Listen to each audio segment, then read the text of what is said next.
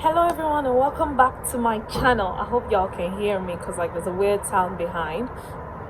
Well, welcome back to my channel. It's your girl Mercy, and today I'm going to be doing a reaction video. The video is majorly about a clan found in the northern parts of Nigeria and their cultural beliefs that they still practice until this time. As we probably already know, years ago, Africa used to have beliefs, traditions that we held so much onto until the white man came with their own beliefs. You know how it is. So I'd just like to mention that as much as some parts of Africa still practices these things, doesn't mean the whole of Africa still practices it. So it is not all right for those of you foreigners for you to ask us questions like, have you got a pet lion? Did your father own a pet lion? Or did you guys live with lions? Or those weird questions. There's this senior lady I just met, and she asked me, is there water in your country? And I'm like, yeah, of course, else how do you think we survive? And she's like, so she's surprised at my reply because I tell her, yes, there's water in my country. Then she's like, it's in Africa, right?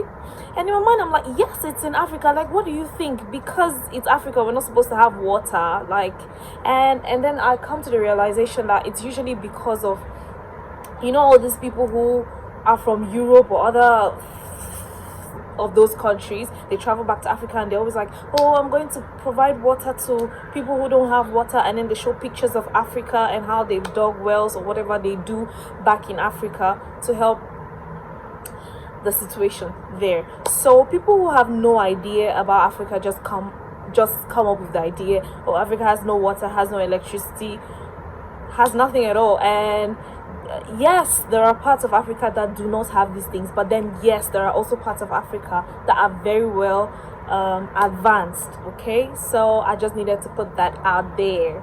See you guys.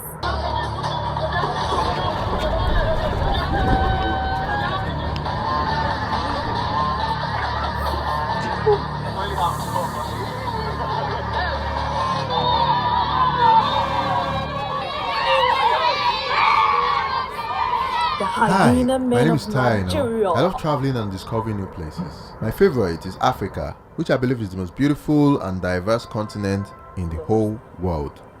I first learned about the Hyena men of Nigeria sometime last year when I watched a documentary online, and I was so fascinated about the fact that somewhere up north there are people who can speak to and tame wild animals to listen to their every command. I was so intrigued. I started doing lots of research online about them, but I hit a dead end. No contact details, no idea on where they lived or stayed.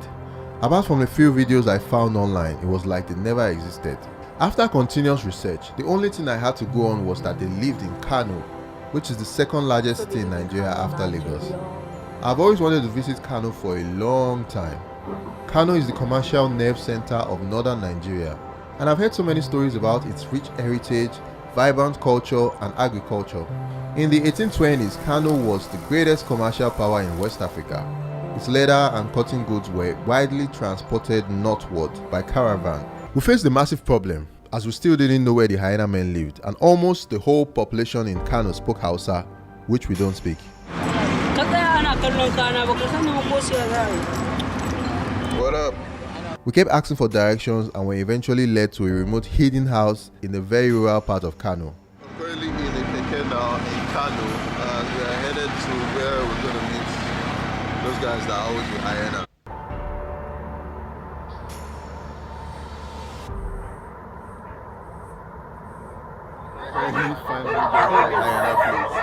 Okay, I didn't know hyenas could bark like dogs.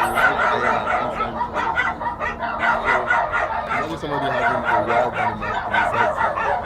So I should guys can Oh, this is legit scary. My name is Ibrahim and the Hyena guy. That's our hyena guy.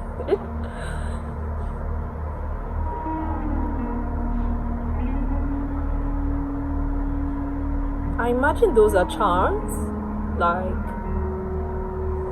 So I thought it was just a matter of them catching the hyenas and taming them, but apparently it's... Apparently, it has something saying to do that with all this witchcraft. costume, that anyone that sees you with this costume, he will know that they are traditional costumes. And all those things he's tying on his body are charms they use to do their shows, to get close to the hyena without having any issues. And it's help from God. Help from God. Okay. So these people have become like who's this? Daniel, who went to the lion's den and wasn't beaten. I did see what's gonna happen. I'm excited This is too, the first bro. time I've seen something like this. Humans living with really wild animals. They're unchaining it and they're gonna put something on the mouth so that it doesn't harm us. Kind of confusing because like they're putting something on the hyena's mouth so it doesn't harm other people. So I'm wondering, I thought the charms were to protect one from being harmed by the hyena. So why don't they just give the charms to whoever comes over to visit? So let's see like the real power of the charm. Apparently there's a display going on. They have the guy with the hyena and there's a really huge crowd. There's a kid there who's like, I'm a big guy. Look at you. He's like, I'm not scared. I'm scared.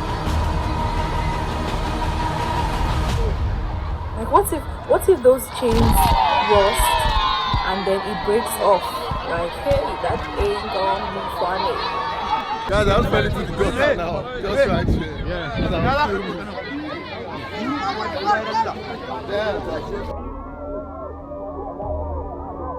Why do they have such animals living with them? Why doesn't it harm them? What's the purpose of keeping poisonous snakes in your house? Why do they live so far away from civilization? Where do they get these wild animals from?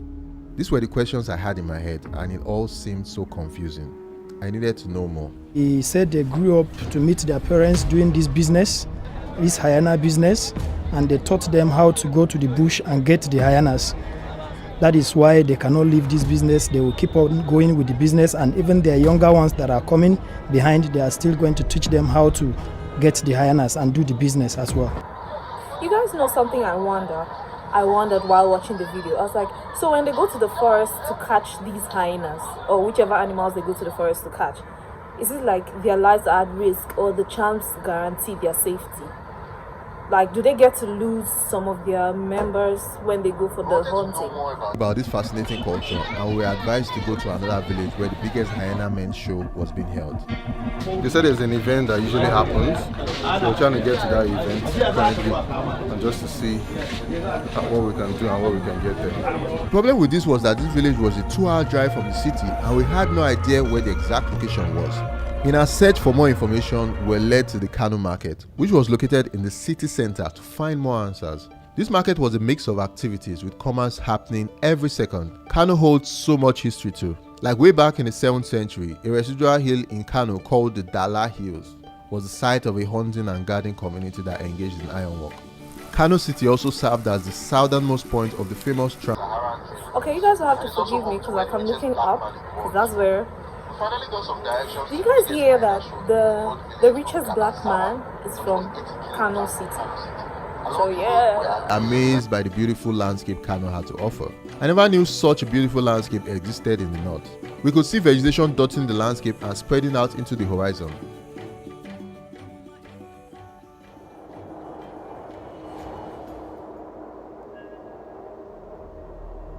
After driving for a very long while, I finally got to this village. And they had a lot of snakes here. Today we're seeing human beings handling dangerous hyenas, and now we're going to be seeing human beings handling snakes. There's a lot that's happening in Nigeria that we don't know about, and this is really amazing. There are poisonous cobras all over the house, and one bite from one will have a full-grown adult dead in seconds. They took us to their leader, who was a woman whom we had to see before going. Yeah, and the leader had to be a woman. Some commentaire. No, not in your mouth. Come on.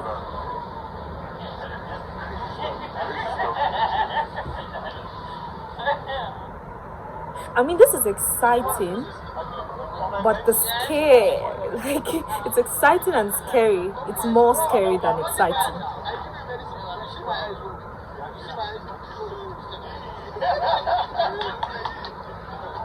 So that guy's like, I give you medicine. See my eyes, see my eyes. Yes, I did see your eyes. But I ain't about to play with this snake. Like, have a cobra. I currently have a poisonous cobra. Okay, I wouldn't even sit there to begin with. I'd rather be behind the camera.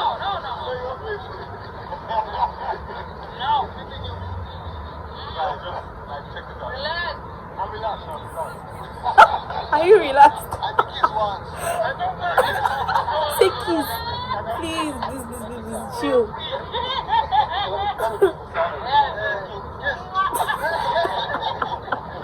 This is about catching cruise. This one's like, do you guys know Medusa? She had like snakes in her head. Greek mythology. This lady reminds me of her. Oh, what if that's why she's the leader of the cobra group? Maybe snakes relate to ladies better. Oh, maybe that's why even in the Bible the snake went to the lady. Think about it.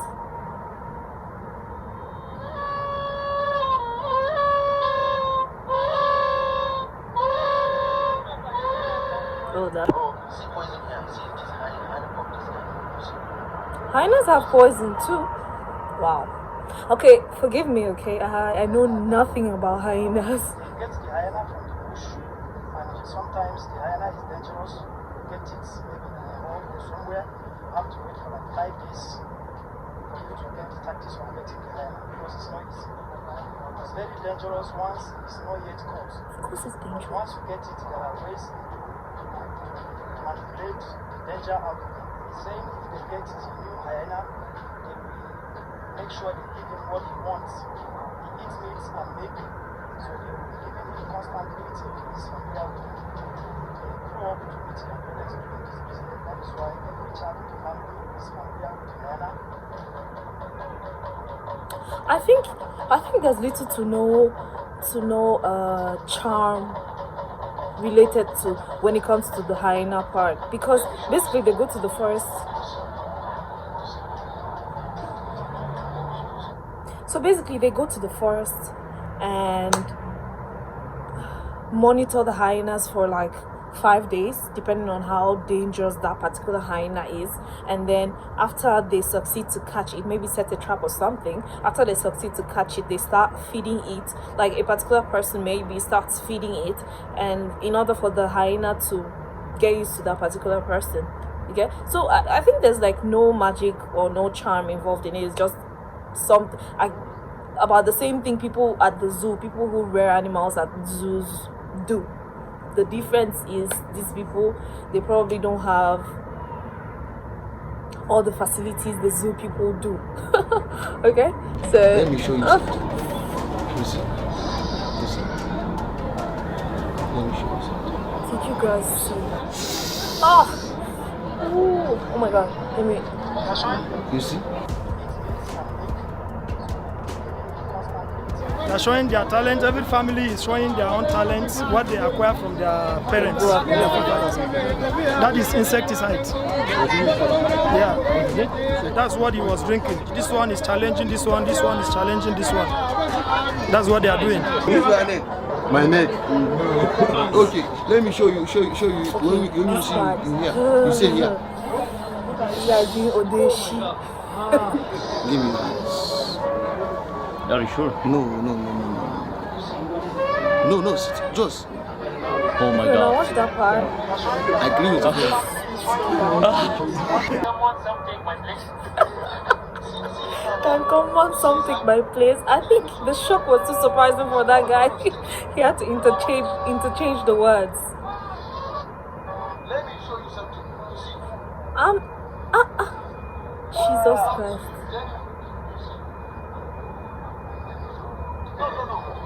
You will not play that kind.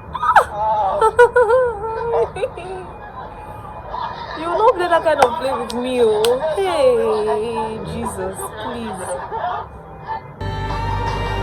I will not be able to sleep. I won't be able to sleep, Jesus Christ. That's what we call Onishima, Mama. Oh my God. I mean, it's exciting, but it's scary.